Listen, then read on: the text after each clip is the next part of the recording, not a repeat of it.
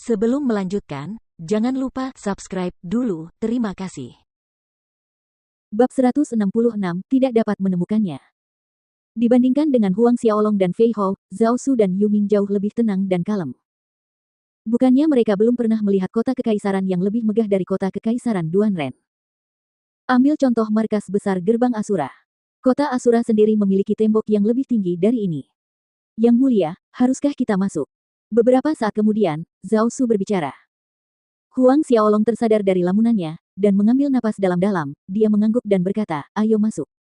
Saat dia mengangkat kakinya menuju gerbang kota kekaisaran Duanren, Huang Xiaolong tidak bisa menahan perasaan darahnya mendidih karena antisipasi dan kegembiraan. Kota kekaisaran Duanren. Disinilah letak tujuannya. Huang Xiaolong sangat berharap dia bisa berteriak sekeras-kerasnya ke seluruh kota kekaisaran Duanren, aku, Huang Xiaolong, telah datang. Kelompok Huang Xiaolong mengikuti kerumunan besar yang memasuki kota kekaisaran Duanren, tetapi ketika mereka berada di gerbang, mereka menemukan bahwa setiap individu harus membayar 100 koin emas sebagai biaya masuk. 100 koin emas. 100 koin emas cukup untuk memenuhi pengeluaran rumah tangga biasa selama setahun di sebagian besar kerajaan. Berjalan di sepanjang jalan kota kekaisaran yang luas, Huang Xiaolong mengamati toko-toko di sekitarnya saat ia berjalan-jalan dengan santai. Jalanan itu dibangun lebar dan lapang, kira-kira 300 hingga 400 meter lebarnya, dan Huang Xiaolong memperhatikan bahwa jalan-jalan lebar ini diaspal dengan jenis batu marmer cerah yang sama. Batu marmer cerah adalah sejenis batu yang sangat keras di dunia roh bela diri, bahkan lebih keras daripada batu cahaya bintang yang digunakan untuk membangun alun-alun utama Akademi Bintang Kosmik. Tentu saja, biaya jalan-jalan ini jauh lebih mahal daripada harga alun-alun Akademi Bintang Kosmik. Sepotong batu marmer cerah harganya 1000 koin emas. Deretan jalan yang tampaknya tak berujung di dalam kota kekaisaran yang membentang sejauh li yang tak terhitung semuanya dilapisi dengan batu marmer cerah yang sama. Berapa juta, puluhan juta, atau bahkan ratusan juta emas yang dibutuhkan untuk membangun semua ini. Jalan-jalan di kota kekaisaran yang diaspal dengan batu marmer cerah ini memancarkan aura megah, mendominasi, kaya, dan cemerlang, mewakili sebuah kerajaan tanpa norak. Bahkan dengan aliran kereta kuda yang tak ada habisnya bergerak naik turun di kota kekaisaran, jalan-jalan tidak terasa sesak sama sekali. Setelah sekitar 2 jam bertamasya, hari sudah siang. Melewati tempat bernama restoran, intoksikasi yang tak terlupakan, langkah kaki Huang Xiaolong terhenti saat ia melihat pintu masuk restoran yang penuh sesak dan kesibukan pelanggan yang tak ada habisnya. Ia melihat ke arah Zhao Su, Yu Ming, dan Fei Hao dan berkata, dari kelihatannya, restoran ini tidak terlihat buruk. Haruskah kita masuk dan mencoba sesuatu? Baik, Tuan Muda. Jawab ketiganya serempak. Di depan umum, Zhao Su juga menyebut Huang Xiaolong sebagai Tuan Muda, seperti Yu Ming dan Fei Hao. Oleh karena itu, mereka berempat berjalan menuju restoran intoksikasi tak terlupakan. Restoran itu memiliki 3 lantai, dan ketika Huang Xiaolong masuk ke dalam bersama Zhao Su, Yu Ming, dan Fei Hao, tidak ada meja kosong yang tersedia. Mereka naik ke lantai pertama. Meskipun ada beberapa tempat yang tersedia, semuanya diperuntukkan untuk 2 orang, dan kelompok Huang Xiaolong beranggotakan 4 orang. Ayo naik ke lantai 2, kata Huang Xiaolong. Namun, ketika mereka berempat hendak menaiki tangga, 2 pekerja restoran menghalangi jalan mereka dan dengan sopan menjelaskan, para tamu, mohon maaf atas gangguan kami, tetapi lantai 2 restoran kami sudah dipesan. Hanya tamu yang memegang gelar bangsawan Baron Kekaisaran Duanren dan di atasnya yang boleh naik ke lantai 2. Meskipun kata-kata yang diucapkan terdengar sopan, namun tidak dapat menyembunyikan penghinaan yang merendahkan di mata mereka. Mata Zhao Su dan Yu Ming menajam saat mereka melihat kedua pekerja itu. Yu Ming lalu memberikan tekanan tak terlihat pada mereka. Di atas restoran intoksikasi tak terlupakan, badai dahsyat berkumpul, berputar-putar seperti tornado, bersiul dengan marah. Tiba-tiba, seluruh ruangan di restoran intoksikasi yang tak terlupakan terasa membeku, dan restoran yang berisik itu menjadi sunyi dalam sekejap mata. Dari lantai dasar, ke lantai pertama, dan bahkan ke lantai 2, setiap pasang mata menatap Yu Ming dengan ketakutan yang berenang di balik iris matanya. Di bawah tekanan yang diberikan oleh Yu Ming, kedua pekerja restoran kecil itu hampir kehabisan napas di tempat. Karena ngeri, kaki mereka menyerah dan mereka jatuh berlutut tepat saat kata-kata mereka berakhir. Ini sangat kuat. Pria paruh baya itu pasti berada di tingkat ke-9 Xiantian, atau mungkin bahkan di tingkat ke-10 Xiantian. Dia pasti seseorang yang sangat dekat dengan keberadaan alam Sein yang mengerikan. Siapakah keempat orang itu? Sepertinya pria paruh baya itu adalah pengawal pemuda itu.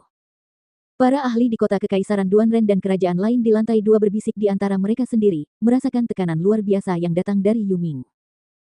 Di kota Kekaisaran Duanren, ahli Xiantian bukanlah hal yang jarang, tetapi itu tidak termasuk prajurit Xiantian Orde ke-7 dan di atasnya. Prajurit Xiantian Orde pertama hingga ketiga digolongkan sebagai Xiantian Orde awal, prajurit Orde keempat hingga keenam berada di Orde tengah, dan ahli Orde ke-7 hingga ke-9 disebut sebagai Orde tinggi. Status dan identitas seorang ahli alam Xiantian tingkat awal tidak diragukan lagi berbeda dari seorang ahli alam Xiantian tingkat tinggi. Di antara para pangeran kekaisaran paling berbakat di Kekaisaran Duanren, bahkan Duan Wuhen masih seorang ahli Xiantian Ordo ke-10. Sementara semua orang masih terkejut dengan kejadian itu, seorang pria paruh baya yang tampaknya adalah pemilik restoran terlihat berlari menaiki tangga dengan cemas dengan dua pengawal di belakangnya. Kedua pengawal itu juga ahli Xiantian, tetapi mereka hanya berada di Xiantian Orde kedua. Sesampainya di lantai pertama, pemilik restoran hampir bersujud di hadapan Yuming, bertanya dengan sangat sopan apa yang tampaknya menjadi masalahnya. Setelah mengetahui alasannya, pemilik restoran itu meminta maaf kepada Huang Xiaolong, Yuming, dan dua orang lainnya. Wajahnya pucat pasi, dan dia berharap bisa menikam kedua pekerja itu sampai mati. Tuan muda, kami akan segera menyiapkan kamar pribadi di lantai 2 untuk Anda, kata pemilik restoran sambil menuntun mereka ke sebuah kamar di lantai 2. Huang Xiaolong awalnya tidak berniat memaksakan diri naik ke lantai 2, tetapi Yuming bertindak terlalu cepat dengan melepaskan aura penindasannya yang mengakibatkan situasi saat ini.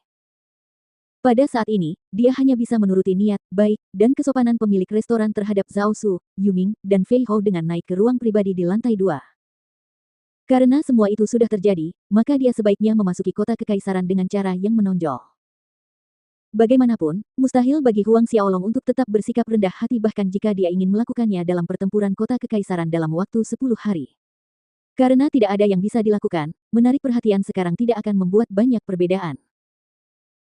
Tentu saja, sebagai seseorang yang memiliki jiwa bela diri naga hitam ilahi primordial yang mewakili kerajaan Luotong dan Akademi Bintang Kosmik dalam pertempuran kota kekaisaran ini, pasti ada orang-orang dari keluarga kekaisaran Duanren dan kekuatan lain yang memperhatikannya bahkan sebelum ini. Memimpin rombongan Huang Xiaolong ke lantai 2, pemilik restoran mengantar mereka ke ruang privat nomor 3. Total ada 12 ruang privat di lantai 2. Semakin rendah nomor kamar, semakin tinggi identitas tamu. Terutama, kamar nomor 1 disediakan khusus untuk para ahli Saint Realm, tetapi biasanya kosong sepanjang tahun. Kalau saja pemilik restoran itu tahu ada seorang ahli alam suci di antara keempat orang itu, dia pasti sudah membawa mereka ke ruang pribadi nomor 1 secepatnya sehingga pantatnya kelihatan seperti terbakar. Unforgettable Intoxication adalah salah satu restoran terbesar di kota Kekaisaran Duanren, tetapi hanya pada hari pembukaan, seorang ahli Saint Realm akan berkunjung.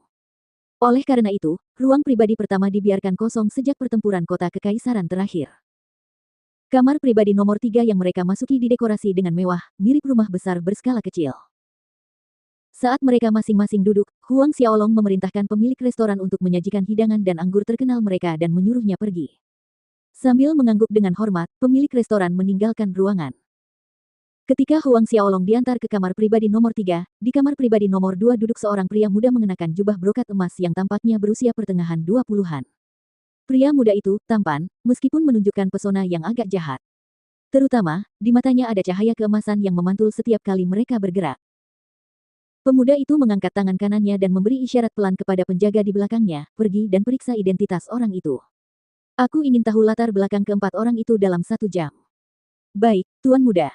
Jawab penjaga itu dengan penuh hormat dan keluar dari ruangan. Jari-jarinya yang panjang dan ramping mengetuk permukaan meja dengan lembut, membentuk nada-nada merdu saat digerakkan. Pada saat ini, seorang wanita muda cantik berusia pertengahan 20-an, sama seperti pria muda itu dengan kulit yang begitu kenyal dan lembab seolah-olah embun berkilauan di atasnya, duduk di samping pria muda itu dan tertawa, gelak tawanya yang berdenting mirip dengan kelereng yang jatuh ke mangkuk, menggoda telinga. Dua gumpalan daging di bagian depan bergetar tanpa henti seolah-olah mereka dapat melarikan diri kapan saja dari ikatan mereka. Bibir wanita itu melengkung menawan saat dia tertawa, bibir merahnya bergerak saat dia berkata, aku tidak menyangka bangsawan muda tak berhati, kita suatu hari akan menunjukkan minat pada orang lain. Pemuda itu mempertahankan ekspresi tenang di wajahnya, kamu, Zhao Wuji, lebih tertarik pada mereka daripada aku. Zhao Wuji terus tertawa genit saat dia menatap pemuda itu, seluruh tubuhnya tampak bersandar padanya dengan dua gumpalan daging menempel padanya, kali ini kau salah, aku lebih tertarik padamu daripada orang lain.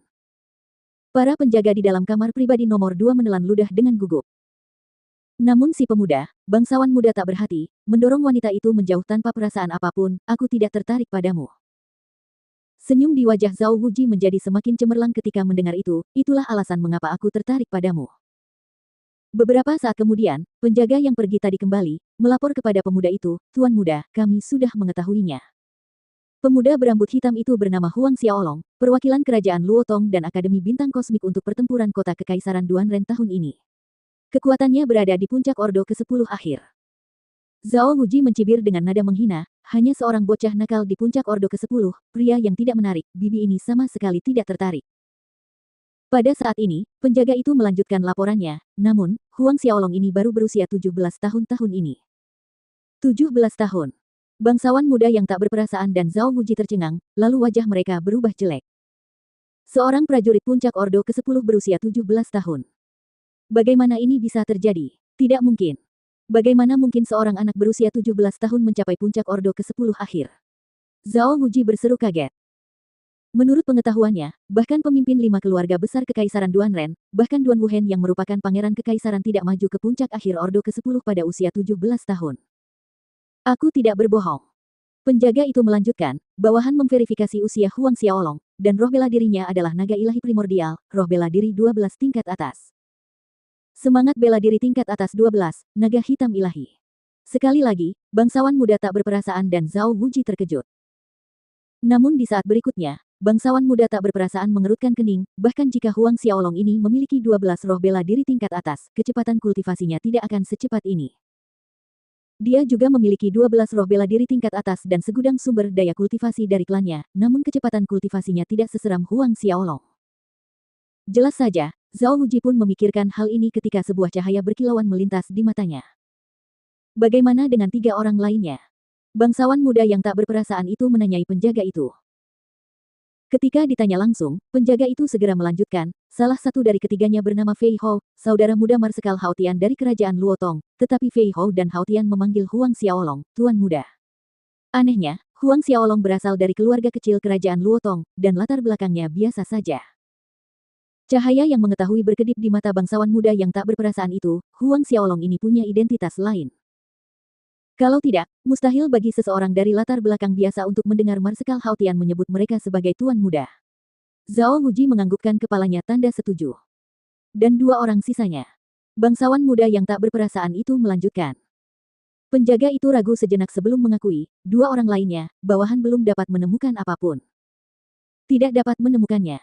Bangsawan muda tanpa hati ini tercengang.